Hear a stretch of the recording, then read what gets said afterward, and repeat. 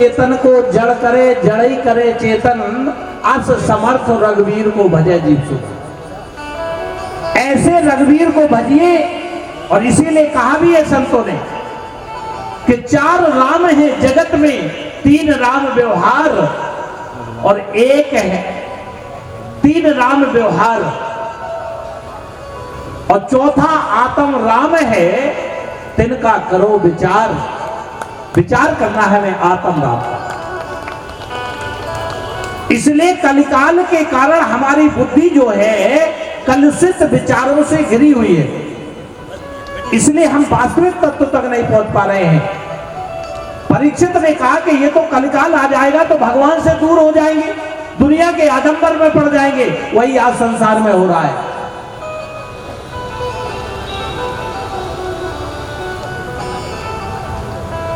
जब उन्होंने अनेक अवगुण गिनाए तो कलिकाल कह रहा है मैं इतना भी बुरा नहीं हूं महाराज जितना आपने बुरा बना दिया, इतना भी बुरा नहीं हूं। कि कृत युग त्रेता द्वापर पूजा मखे अरिजोग, अजोगति होए सो कल हरि, नाम ते पावई लो। सतयुग में जो ध्यान से फल नहीं मिलता है, त्रेता में जो यज्ञ से फल नहीं मिलता है, द्वापर में जो पूजा से फल नहीं मिलता है, कलिकाल में नाम ते पावे लोग। आज मैंने केवल ये बताया भगवान कहां है, कल भगवान का स्वरूप और नाम भी बताऊंगा, भगवान का स्वरूप कैसा है और भगवान का वास्तविक नाम क्या है। जासु नाम सुमरत एक बारा उतरे नर भव सिंध पारा, उस पर भी चर्चा करेंगे। लेकिन अभी कथा सुनिए। कलियुग केवल हरिगुण गाहा और गावत नर पावई भव था। कह रहा महाराज एक सबसे बड़ा गुण है जो त्रेता में नहीं मिलेगा, द्वापर में नहीं मिलेगा और सतयुग में नहीं मिलेगा। सबसे बड़ा गुण क्या है? नाम का। परीक्षित को लगा ये तो बहुत अच्छी बात बताई इसने कि जो फल हमें त्रेता द्वापर सतयुग में नहीं मिलता है वो फल केवल नाम से मिल जाता है। बोले अच्छा कोई बात नहीं, चलो तुम 4 जगह रह जाओ। बोले कहां का? बोले धूर्त पानम, जहां पर जुआ होता हो, मद पानम, जहां पे मदरा पान होता हो। 4 जगह वहां पर बता दी और वो 4 जगह से बोला महाराज परिवार तो बड़ा है। बोले कितने लोग हैं? बोले काम है, क्रोध है, लोभ है, मोह है, अहंकार है, कलिकाल का परिवार है। बोले इतना बड़ा परिवार और जगह केवल आपने दी है। भाइयों बहनों माताओं, जब परीक्षित बात मान गए तो 5वां स्थान दिया सोना, और सोने पे स्थान दिया और सोने पे जैसे ही अटैक जो किया कलिकाल ने वो राजा के मुकुट पे कर दिया। राजा की बुद्धि भ्रष्ट हो गई, बुद्धि भ्रष्ट हो गई और संत के आश्रम पहुंचे। जिन संतों की सेवा करता था उन संतों से पानी मांग रहा है। विचार करिए, आज जो अगर हम देखें तो राक्षस आज भी हैं। जैसे जो टीवी में बता दिए कि उनके सींग होते, सींग नहीं होते हैं। मात पिता नहीं मां नहीं देवा, साधुन से करवा वही सेवा, और तिनके आचरण भवानी, ते जानो निश्चर समो प्राणी। मात पिता नहीं माने देवा, साधुन से करवावई सेवा, तिनके आचरण भवानी, ते जानो निश्चर सपरा। निश्चर कौन है? राक्षस कौन? जो माता पिता को नहीं मानता है। जो राजा प्रजा को और संतों का सम्मान करता था, आज वो राजा समीक ऋषि के आश्रम पहुंचा और वहां पर क्या कर रहा है? उनसे जल मंगा रहा है। जब राजा की बात नहीं सुनी, ध्यान में बैठे हुए थे, राजा ने क्रोध में आकर एक मरा हुआ सर्प पड़ा था उसके गले में डाल दिया, और जैसे ही गले में डाला समीक ऋषि के, उसके पुत्र श्रृंगी ने श्राप दे दिया कि यही तुम्हें 8वें दिन तक्षक नाग बन करके 7वें दिन डसेगा। समीक की निद्रा टूटी। उन्होंने अपने गौरमुख शिष्य को बुलाया और राजा परीक्षित के लिए संदेश दिया। परीक्षित दरबार में पहुंचे, अपने मुकुट को उतारा, उनकी बुद्धि ठीक हुई। उन्होंने कहा ओ मैंने ये क्या कर दिया, संत का अपमान कर दिया। संत के अपमान के लिए बड़े दुखी हैं।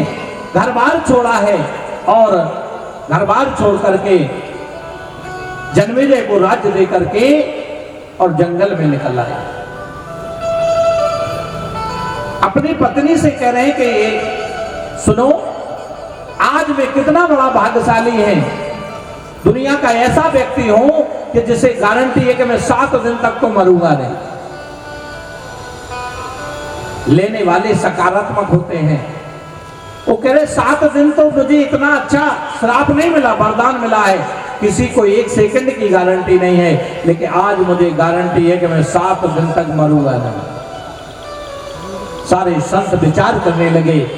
नेमी सारण में बैठ करके विचार किया और जाकर के आनंद के तट पर, परीक्षित जो आज स्थान है हरिद्वार के पास, वहां पर परीक्षित को कथा सुनाने के लिए सुखदेव जी आए। सभी संत खड़े हो गए। सुखदेव से एक ही प्रश्न पूछा, महाराज जल्दी मरने वाले को क्या करना चाहिए? बताइए, जल्दी मरने वाले को क्या करना चाहिए? राजा परीक्षित को तो ये पता था मेरी मृत्यु 7वें दिन है। अच्छा, 8वें दिन, जीवन में 8 दिन किसके जीवन में है? 7 दिन तो राजा परीक्षित के जीवन में थे, लेकिन आपके जीवन में कितने दिन है? अरे भाइयों बहनों माताओं, 7 ही दिन हमारे जीवन में है, 24 घंटे ही है। राजा परीक्षित ने उपाय कर लिया, लेकिन हम लोग कब उपाय करेंगे? कथा सुनाना शुरू हुआ। सुखदेव जी महाराज ने द्वितीय स्कंद प्रारंभ होता है, ज्ञान दे रहे हैं। क्या कह रहे हैं कि अगर आपको भगवान में मन लगाना है तो 2 काम करना पड़ेगा। क्या? आसन, पहले आपको आसन से अपने आसन को स्थिर करना पड़ेगा। अभी तो देख रहे हैं हम कि 2 घंटे नहीं हुए, कोई अलथी मार रहा है, कोई पलथी मार रहा है। तो सबसे पहले करें कि जितासनो, आसन को जीतो। जित श्वासो जितेंद्रिया, श्वासों को जीतो। अब आसन तो जीत लोगे, लेकिन श्वासों को कैसे जीतोगे? कौन उपाय बताएगा? इस कथा को दुनिया के कुछ विद्वान छोड़ देते हैं, समझ में नहीं आता है। श्वासों को जीत जाओगे तो परमात्मा का आपके पास पकड़ बन जाएगी, लेकिन जीतना कैसे? जित श्वासो जितेंद्र संगो जितेंद्रिया, स्थूल भगवते रूपे मना संधारे दिया। अभ्यसेन मनसा शुद्धम त्रिविधम ब्रह्म अक्षर परम। हे परीक्षित, तू अभ्यास कर। अभी मातावा जी बता रहे थे, दोनों भावों के बीच में बिंदी क्यों लगाते हैं? यहां पर परीक्षित के लिए सुखदेव जी कह रहे, अभ्यसेन मनसा शुद्धम त्रिविधम ब्रह्म अक्षर परम। तू अभ्यास कर 3 संगम के, 3 त्रिविध के बीच में, जहां पर आप, हमारी माता बहनें बिंदी लगाती है, अभ्यास करवा रहे हैं, उस ज्ञान का प्रैक्टिकल अनुभव करवा रहे हैं। जो ये अनुभव करवा दे वही सुखदेव रूपी संत होता है। जब उसने ज्ञान को प्राप्त कर लिया और अपने अंदर भगवान कृष्ण की झांकी देख ली, तो कह रहा है, महाराज जिनकी आपने झांकी दिखाई है, उन्होंने मेरे बाबा लोगों का उद्धार कैसे किया, ये कथा सुनना चाहता हूं। पहले उसने अंदर उनका दर्शन किया। अब दर्शन करने में क्या है? जित श्वास हो तो प्रातः काल उठना चाहिए। पहला है प्रातः काल उठो। कितने लोग 4 बजे के पहले उठ जाते हैं? हाथ खड़े करो। बहुत बहुत धन्यवाद, यहाँ पे तो काफी संख्या है। अच्छा, 4:30 बजे के बाद सोना अपराध है, भागवत में लिखा है। 4:30 बजे के बाद अगर जो सो रहा है वो अपराध कर रहा है, दूसरे के ऊपर नहीं, अपने ऊपर, अपने जीवन के ऊपर। वो अपना शत्रु बन रहा है। देखो, स्नान भी 3 प्रकार के होते हैं। देव स्नान, मनुष्य स्नान और राक्षस स्नान। जो 4 बजे से लेके 5:30 के बीच में नहाते हो देव हैं, वो संत स्नान है। 5:30 से जो सूर्योदय तक स्नान करते हो मनुष्य स्नान है। और जो सूर्योदय के बाद स्नान करते हो कौन से स्नान है? कौन से? मैया बोलो ना, कौन से? राक्षस। मैं नहीं कह रहा हूं, जो लोग सूर्य उगने के बाद कह रहे हो, आप ही लोग कह रहे हो राक्षस स्नान है। तो क्या राक्षस स्नान करना ठीक है? आज के बाद आप लोग राक्षस स्नान जरूर नहीं करना है, इतनी मेरी विनती है। क्योंकि प्रातः काल उठ करके जब हम सुबह उठेंगे ही नहीं तो भजन क्या करेंगे? स्नान करके हमें भगवान के लिए समय निकालना चाहिए। हरि का भजन और पेट का धंधा जो ना करे सो मूर्ख करना। हरि का भजन उठ करके पहले क्या करना चाहिए? उठ करके सबसे पहले क्या करना चाहिए? हरि का भजन पहला काम। स्नान बाद में, हरि का भजन पहले। लेकिन वो हरि का भजन क्या है ये मैं कल बताऊंगा। कैसे करना है ये विधि में बताऊंगा। भजन भी क्या है? हरि का भजन और पेट का धंधा। अब हरि का भजन यहां तो सबसे पहले होता है व्यापार का भजन। उठते ही अरे चलो सबसे पहले दुकान खोली, तो व्यवस्था कर। हरि का भजन पहले आया है भाइयों बहनों माताओं, पेट का धंधा बाद में आया। ऐसा नहीं कि पेट का धंधा मत करो, लेकिन कम से कम भगवान के लिए समय निकालो। प्रातः काल हमारी शुरुआत हरि के भजन से होना चाहिए। हरि का भजन और पेट का धंधा जो ना करे तो मूर्ख करना।